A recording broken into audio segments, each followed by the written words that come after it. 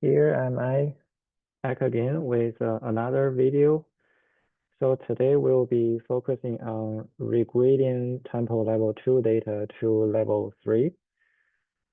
To be clear, in the official tempo data website from NASA, that is, by the way, where I downloaded the level 2 data for NO2.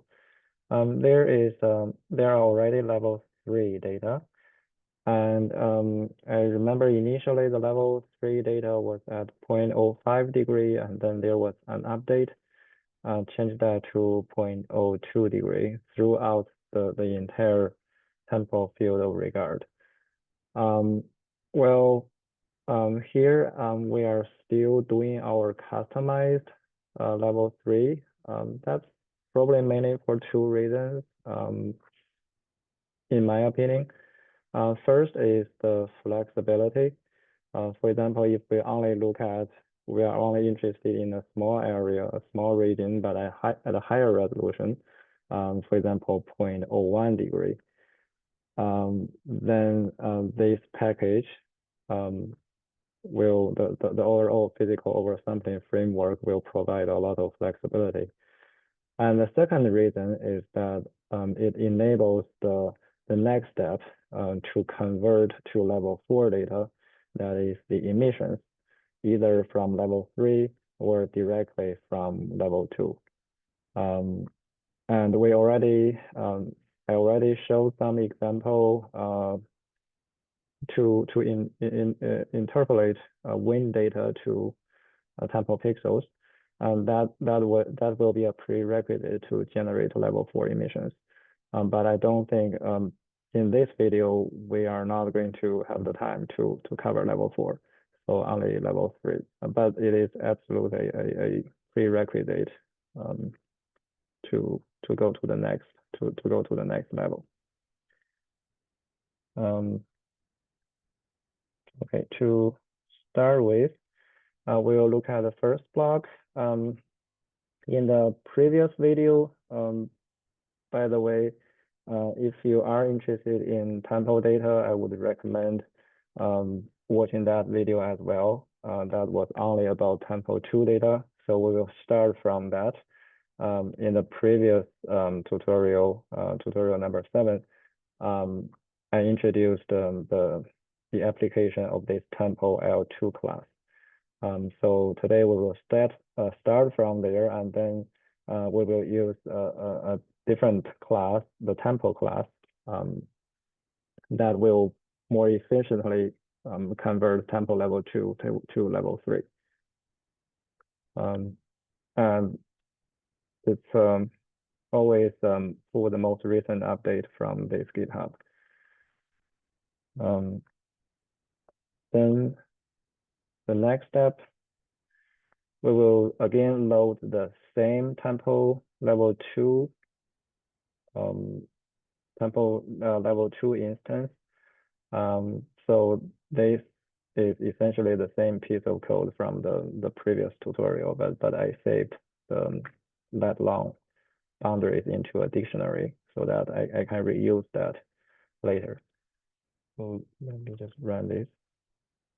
So it just create a tempo level 2 instance.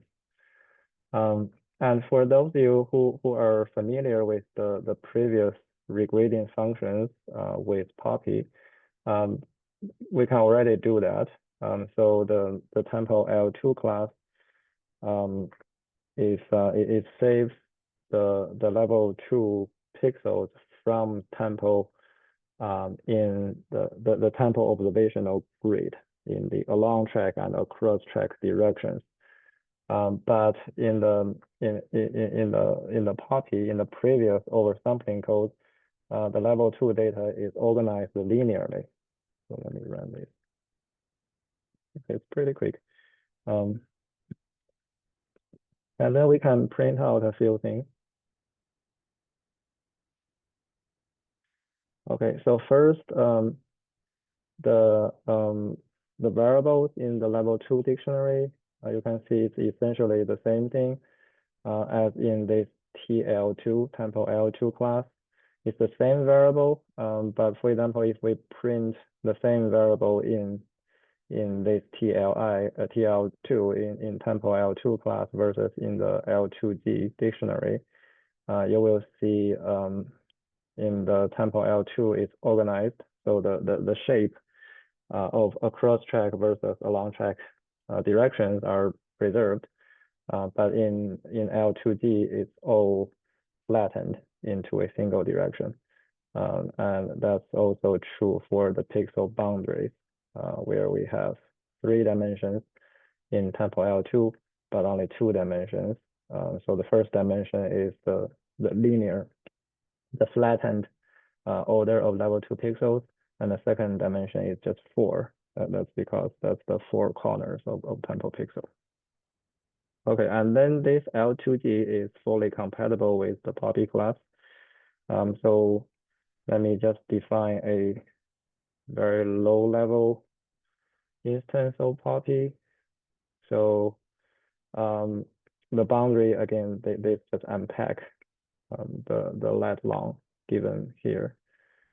We use a grid size of 0.01 degree. It is a pretty small domain, and we only have 1 scan, so it should be pretty quick.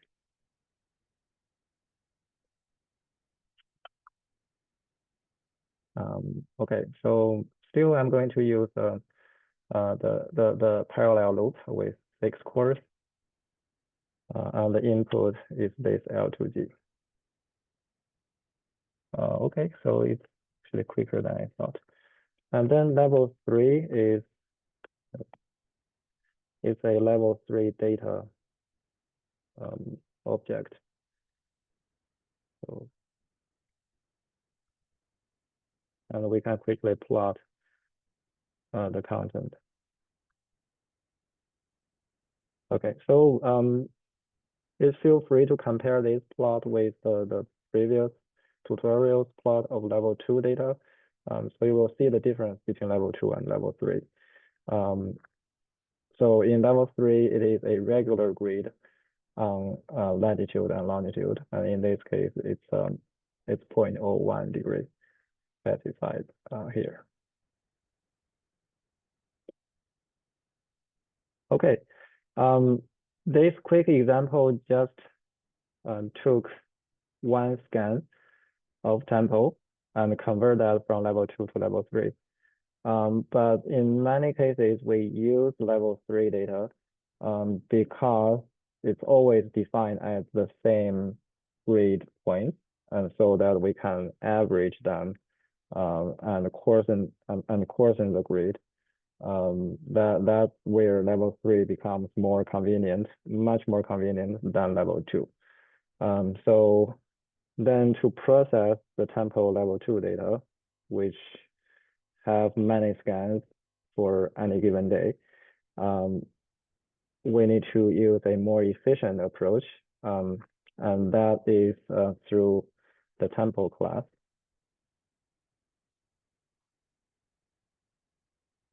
Okay, so the tempo class is already imported here.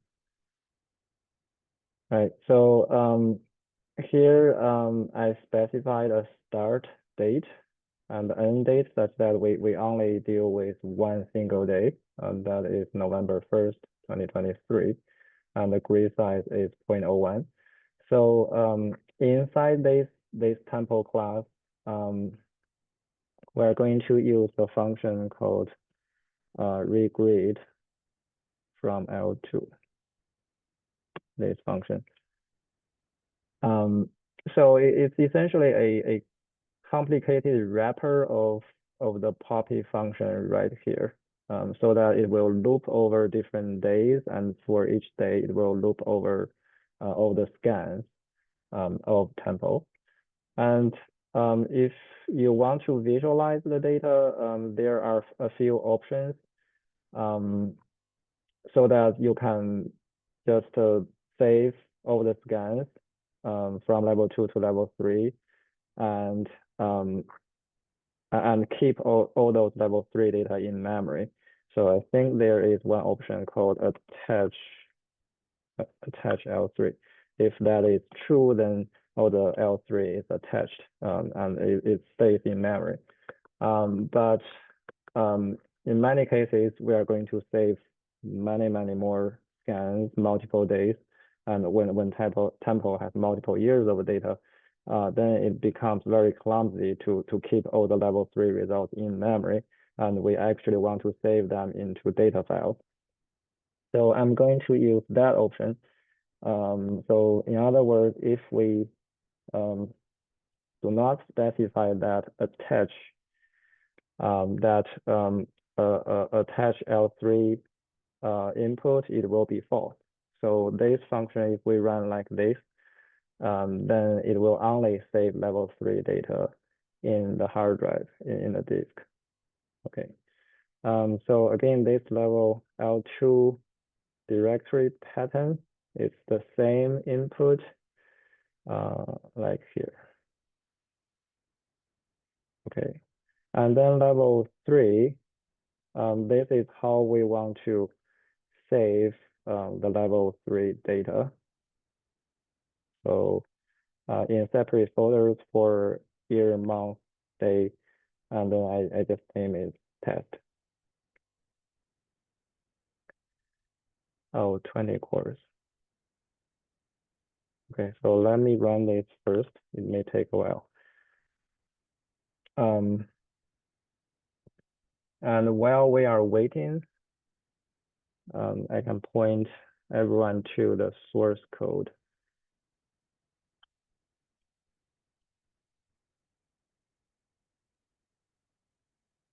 Yeah, so if you can, so here is all the inputs of this read from L2 function. It's the main machinery to convert level 2 Tempo to level 3.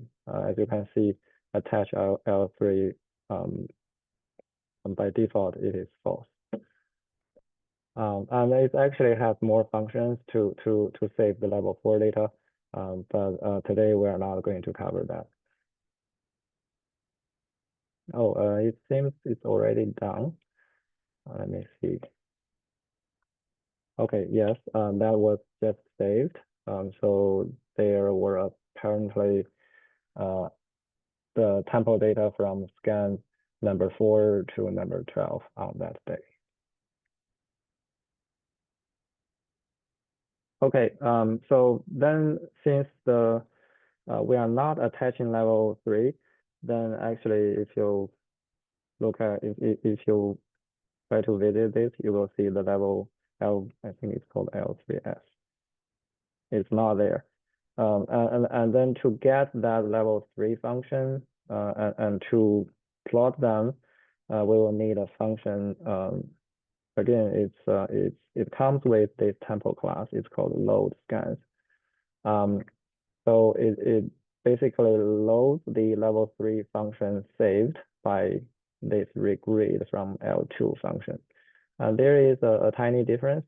So if you compare this line with the line of load, you will see there is an additional star sign. That's because so for any given day, there are actually multiple scans. So inside the regrading function, the scan number, you can see here, S004, S005, those were automatically attached to the file name. So when you read them, you will need to add a wildcard, so it can load all the scans. Okay. And there is another feature that is controlled by those two inputs of the load scan function. So when those local hour centers and local hour spans are given, then these load scans, besides loading the individual scans, it also average the scans such that we have level 3 files corresponding to the local hours given by those numbers. So because Tempo scans from coast to coast, the scan roughly corresponds to UTC hours. But when we look at a specific area, it is actually in many cases the local hours that are more relevant. So here it does the conversion from UTC hours to local hours, and also some averaging, because tempo scans are roughly hourly. And here the center of those local hours are every 2 hours, and we can specify the span. So that means the first local hour is really from 9 to 11, and the second is from 11 to 13, and the last is from 13 to 15 local hour.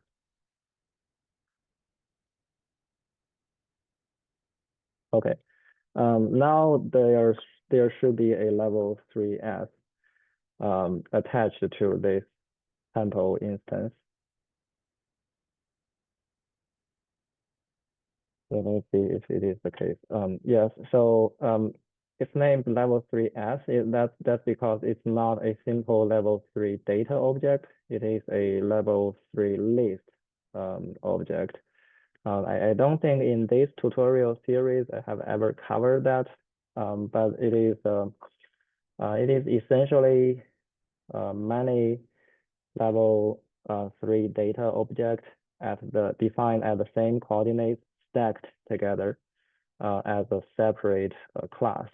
So you can see how many of them there are.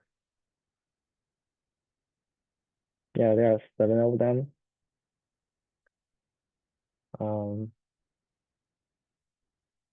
What else? Okay.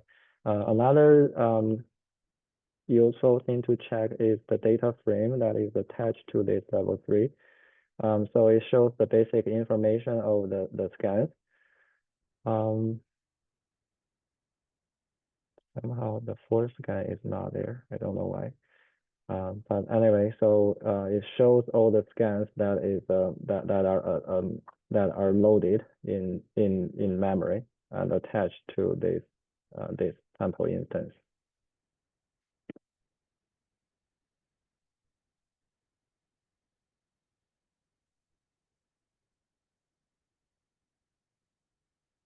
Okay, and we can plot one of them. So just now in the beginning, which scan we use?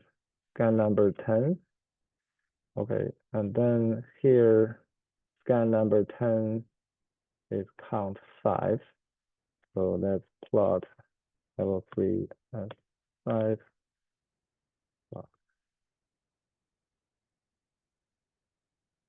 Okay, so it should be exactly the same file, the same plot as this one.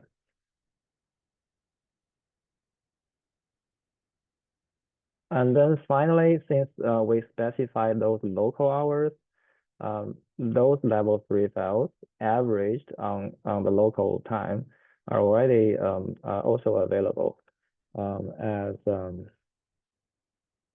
PPL3 LHS. Yes, that is the case. It is in the same format. It's in the same class. You can see it. It's the same level 3 list class. And there should be only 3 of that because we only gave 3 local hour centers. So let's plot the first one. Well, actually the second one maybe.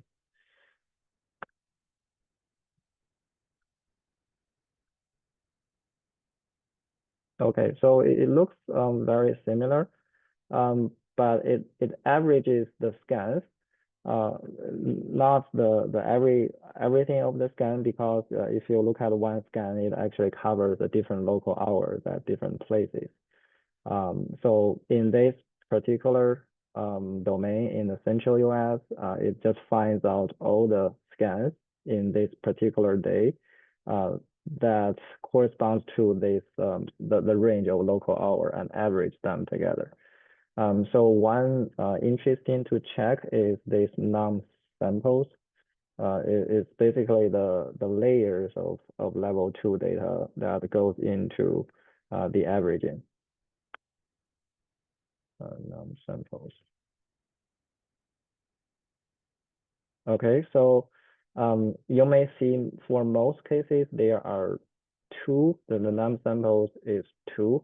So that means there are 2 scans average for those green pixels, and some in this edge where it is it's blue or cyan color, the num sample is only 1. So that means only one of the 2 scans were available due to the cloud coverage. It's also interesting as there is a very narrow band. There are 3 scans averaged. So that's because, well, as I said, the tempo scans are roughly hourly, but that's not exactly hours, exactly 1 hour. And here we specified the local hour span of 2 hours. So that explains why most places we have 2 hours. And actually, it does not have to be 2. So how about 2.5? So in that case, we are oversampling the tempo scans in time. Let's see what the num samples is doing. Okay, so in these cases, actually it covers it happens that in this area, many is essentially covered 3 times for those local hours. Maybe 2.5 is too much. Let's try 2.1. Okay, so now you can see there is a narrow band that is oversampled, but the other places are not. It's still only sampled twice. Then how about 1.9 hours? So in this case, it's undersampled. We should see a gap that is not 2 hours, but only that is not covered twice, but only once.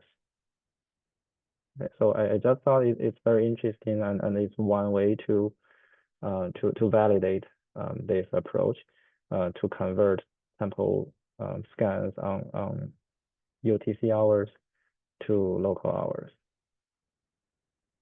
Okay, so that's it for this tutorial on sample level 3 data in a customized format.